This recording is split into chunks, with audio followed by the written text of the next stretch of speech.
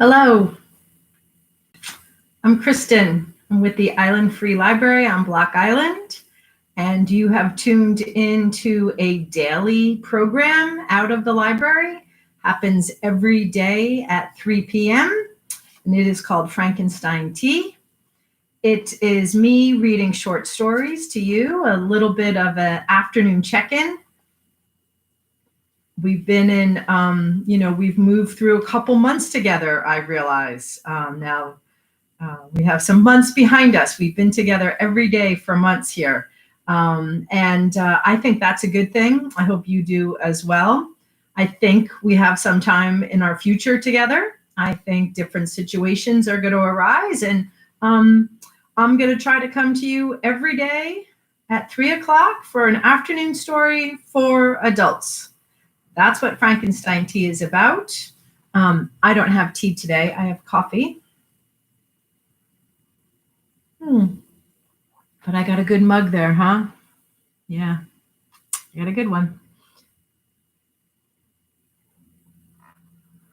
I like to sit back with people. I like you to sit back and relax and, maybe stop doing your chores. It's a beautiful Sunday. Maybe think about start doing chores. You have plenty of daylight left. Maybe do nothing. Maybe get a bunch done. Check in with yourself, see what feels right today. It is beautiful out here on Block Island today. It's really nice temperature for me. I like this temperature. And I felt a little motivated. I got some laundry done and a couple other chores, a little bit of work.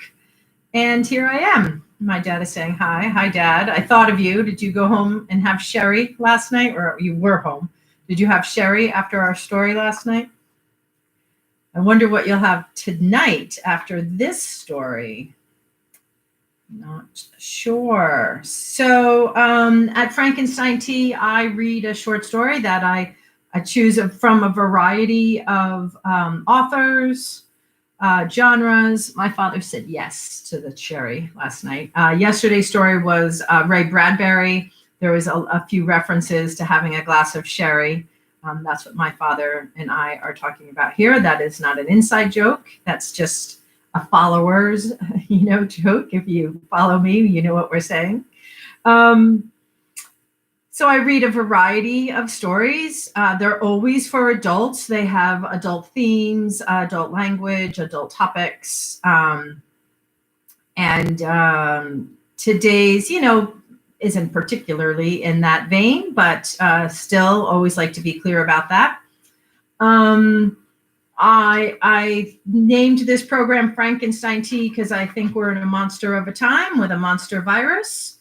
And, it's a little bit of a sense of, sitting down and taking a look at that and maybe being able to deal with it after all.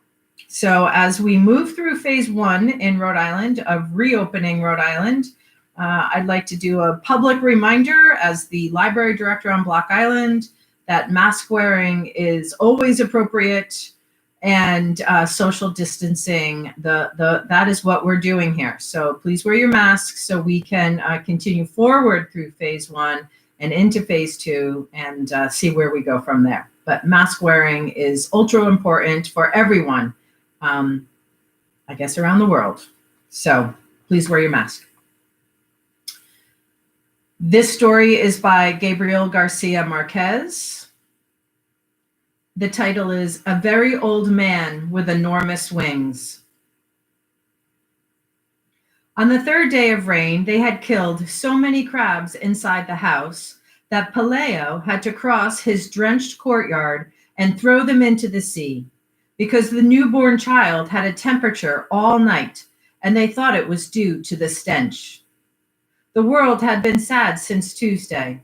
Sea and sky were a single ash-gray thing, and the sands of the beach, which on March nights glimmered like powdered light, had become a stew of mud and rotten shellfish. The light was so weak at noon that when Pelea was coming back to the house after throwing away the crabs, it was hard for him to see what it was that was moving and groaning in the rear of the courtyard. He had to go very close to see that it was an old man, a very old man, lying face down in the mud, who, in spite of his tremendous efforts, couldn't get up, impeded by his enormous wings. Frightened by that nightmare, Peleo ran to Elisenda, his wife, who was putting compresses on the sick child, and he took her to the rear of the courtyard. They both looked at the fallen body with mute stupor. He was dressed like a rag picker. There were only a few faded hairs left on his bald skull, and very few teeth in his mouth, and his pitiful condition of a drenched great-grandfather had taken away any sense of grandeur he might have had. His huge buzzard wings, dirty and half-plucked, were forever entangled in the mud. They looked at him so long and so closely that Peleo and Elisenda very soon overcame their surprise, and in the end found him familiar. Then they dared to speak to him, and he answered in an incomprehensible dialect with a strong sailor's voice. That was how they skipped over the inconvenience of the wings, and quite intelligently concluded that he was a lonely castaway from some foreign ship wrecked by the storm. And yet they called in a neighbor woman who knew everything about life and death to see him, and all she needed was one look to show them their mistake. "He's an angel," she told them. "He must have been coming for the child. But the poor fellow is so old that the rain knocked him down." On the following day, everyone knew that a flesh and blood angel was held captive in Peleo's house. Against the judgment of the wise neighbor woman, for whom angels in those times were the fugitive survivors of a celestial conspiracy, they did not have the heart to club him to death. Peleo watched over him all afternoon from the kitchen, armed with his bailiff's club, and before going to bed, he dragged him out of the mud and locked him up with the hens in the wire chicken coop. In the middle of the night, when the rain stopped, Peleo and Elisenda were still killing crabs. A short time afterward, the child woke up without a fever and with a desire to eat. Then they felt magnanimous and decided to put the angel on a raft with fresh water and provisions for 3 days and leave him to his fate on the high seas. But when they went out into the courtyard with the first light of dawn, they found the whole neighborhood in front of the chicken coop having fun with the angel, without the slightest reverence, tossing him things to eat through the openings in the wire as if he weren't a supernatural creature, but a circus animal. Father Gonzaga arrived before 7 o'clock, alarmed at the strange news. By that time, onlookers were frivolous than those at dawn, had already arrived, and they were making all kinds of conjectures concerning the captive's future. The simplest among them thought that he should be named mayor of the world. Others, of sterner mind, felt that he should be promoted to the rank of 5-star general in order to win all wars. Some visionaries hoped that he could be put to stud in order to implant on Earth a race of winged wise men who could take charge of the universe. But Father Gonzaga, before becoming a priest, had been a robust woodcutter. Standing by the wire, he reviewed his catechism in an instant and asked them to open the door so that he could take a closer look at that pitiful man who looked more like a huge, decrepit hen among the fascinated chickens. He was lying in a corner, drying his open wings in the sunlight among the fruit peels and breakfast leftovers that the early risers had thrown him. Alien to the impertinences of the world, he only lifted his antiquarian eyes and murmured something in his dialect when Father Gonzaga went into the chicken coop and said good morning to him in Latin. The parish priest had his first suspicion of an impostor when he saw that he did not understand the language of God or know how to greet his ministers. Then he noticed that seen up close, he was much too human. He had an unbearable smell of the outdoors. The backside of his wings was strewn with parasites, and his main feathers had been mistreated by terrestrial winds, and nothing about him measured up to the proud dignity of angels. Then he came out of the chicken coop and in a brief sermon warned the curious against the risks of being ingenuous. He reminded them that the devil had the bad habit of making use of carnival tricks in order to confuse the unwary. He argued that if wings were not the essential element in determining the difference between a hawk and an airplane, they were even less so in the recognition of angels. Nevertheless, he promised to write a letter to his bishop so that the latter would write to his primate, so that the latter would write to the supreme pontiff in order to get the final verdict from the highest courts. His prudence fell on sterile hearts. The news of the captive angels spread with such rapidity that after a few hours the courtyard had the bustle of a marketplace, and they had to call in troops with fixed bayonets to disperse the mob that was about to knock the house down.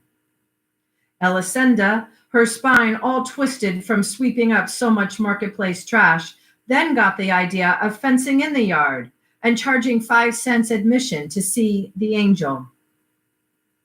The curious came from far away. A traveling carnival arrived with a flying acrobat who buzzed over the crowd several times, but no one paid any attention to him because his wings were not those of an angel, but rather those of a sidereal bat. The most unfortunate invalids on earth came in search of health. A poor woman who since childhood had been counting her heartbeats had run out of numbers. A Portuguese man who couldn't sleep because the noise of the stars disturbed him. A sleepwalker who got up at night to undo the things he had done while awake. And many others with less serious ailments. In the midst of that shipwreck disorder that made the earth tremble, Paleo and Elisenda were happy with fatigue, for in less than a week they had crammed their rooms with money, and the line of pilgrims waiting their turn to enter still reached beyond the horizon. The angel was the only one who took no part in his own act. He spent his time trying to get comfortable in his borrowed nest, befuddled by the hellish heat of the oil lamps and the sacramental candles that had been placed along the wire. At first, they tried to make him eat some mothballs, which, according to the wisdom of the wise neighbor woman, were the food prescribed for angels. But he turned them down, just as he turned down the papal lunches that the penitents brought him. And they never found out whether it was because he was an angel or because he was an old man that in the end he ate nothing but eggplant mush. His only supernatural virtue seemed to be patience, especially during the first days when the hens pecked at him, searching for the stellar parasites that proliferated in his wings, and the cripples pulled out feathers to touch their defective parts with. And even the most merciful threw stones at him, trying to get him to rise so they could see him standing. The only time they succeeded in arousing him was when they burned his side with an iron for branding steers, for he had been motionless for so many hours that they thought he was dead. He awoke with a start, ranting in his Hermetic language and with tears in his eyes, and he flapped his wings a couple of times, which brought on a whirlwind of chicken dung and lunar dust, and a gale of panic that did not seem to be of this world. Although many thought this reaction had been one not of rage, but of pain, from then on they were careful not to annoy him, because the majority understood that his passivity was not that of a hero taking his ease, but that of a cataclysm in repose. Father Gonzaga held back the crowd's frivolity with formulas of maidservant inspiration while awaiting the arrival of a final judgment on the nature of the captive. But the mail from Rome showed no sense of urgency. They spent their time finding out if the prisoner had a navel, if his dialect had any connection with Aramaic, how many times he could fit on the head of a pin, or whether he wasn't just a Norwegian with wings. Those meager letters might have come and gone until the end of time if a providential event had not put an end to the priest's tribulations.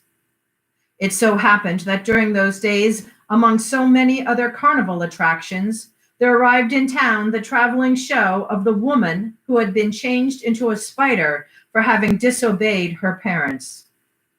The admission to see her was not only less than the admission to see the angel, but people were permitted to ask her all manner of questions about her absurd state and to examine her up and down so that no one would ever doubt the truth of her horror.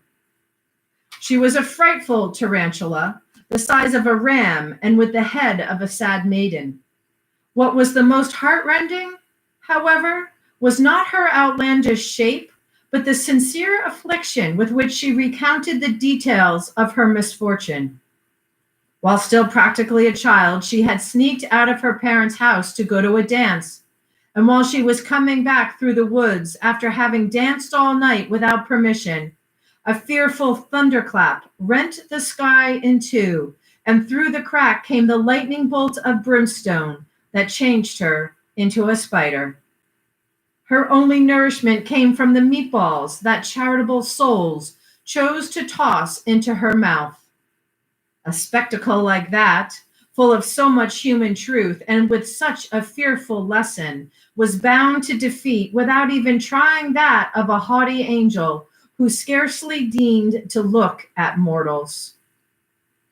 Besides, the few miracles attributed to the angel showed a certain mental disorder, like the blind man who didn't recover his sight but grew 3 new teeth, or the paralytic who didn't get to walk but somehow won the lottery, and the leper whose sores sprouted sunflowers.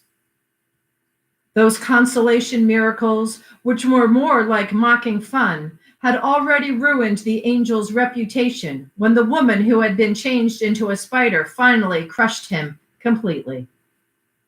That was how Father Gonzaga was cured forever of his insomnia, and Palaio's courtyard went back to being as empty as during the time it had rained for 3 days, and crabs walked through the bedrooms. The owners of the house had no reason to lament. With the money they saved, they built a 2-story mansion with balconies and gardens and high netting so that crabs wouldn't get in during the winter, and with iron bars on the windows so that angels wouldn't get in. Palaio also set up a rabbit warren close to town and gave up his job as bailiff for good. And Elisenda bought some satin pumps with high heels and many dresses of iridescent silk, the kind worn on Sunday by the most desirable women in those times. The chicken coop was the only thing that didn't receive any attention. If they washed it down with creolin and burned tears of myrrh inside it every so often, it was not in homage to the angel, but to drive away the dung heap stench that still hung everywhere like a ghost and was turning the new house into an old one. At first, when the child learned to walk, they were careful that he not get too close to the chicken coop. But then they began to lose their fears and got used to the smell. And before the child got his second teeth, he'd gone inside the chicken coop to play, where the wires were falling apart. The angel was no less standoffish with him than with other mortals, but he tolerated the most ingenious infamies with the patience of a dog who had no illusions. They both came down with chickenpox at the same time. The doctor who took care of the child couldn't resist the temptation to listen to the angel's heart, and he found so much whistling in the heart and so many sounds in his kidneys that it seemed impossible for him to be alive. What surprised him most, however, was the logic of his wings. They seemed so natural on that completely human organism that he couldn't understand why other men didn't have them too. When the child began school, it had been some time since the sun and rain had caused the collapse of the chicken coop.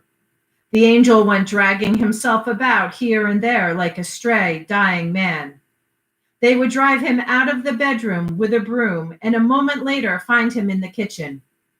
He seemed to be in so many places at the same time that they grew to think he'd been duplicated, that he was reproducing himself all through the house. And the exasperated and unhinged Elisenda shouted that it was awful living in that hell full of angels. He could scarcely eat, and his antiquarian eyes had also become so foggy that he went about bumping into posts. All he had left were the bare cannulae of his last feathers. Paleo threw a blanket over him and extended him the charity of letting him sleep in the shed, and only then did they notice that he had a temperature at night and was delirious with the tongue twisters of an old Norwegian. That was one of the few times they became alarmed, for they thought he was going to die, and not even the wise neighbor woman who had been able to tell them what to do not even the wise neighbor woman had been able to tell them what to do with dead angels. And yet he not only survived his worst winter, but seemed improved with the first sunny days. He remained motionless for several days in the farthest corner of the courtyard where no one would see him.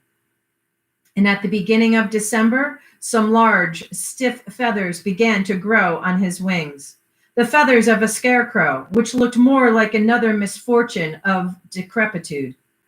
But he must have known the reason for those changes, for he was quite careful that no one should notice them, that no one should hear the sea chanties that he sometimes sang under the stars. One morning, Elisenda was cutting some bunches of onions for lunch when a wind that seemed to come from the high seas blew into the kitchen. Then she went to the window and caught the angel in his first attempts at flight. They were so clumsy that his fingernails opened a furrow in the vegetable patch, and he was on the point of knocking the shed down completely with the ungainly flapping that slipped on the light and couldn't get a grip on the air. But he did manage to gain altitude. Elisenda let out a sigh of relief for herself and for him when she saw him pass over the last houses, holding himself up in some way with the risky flapping of a senile vulture. She kept watching him even when she was through cutting the onions, and she kept on watching until it was no longer possible for her to see him, because then he was no longer an annoyance in her life, but an imaginary dot on the horizon of the sea.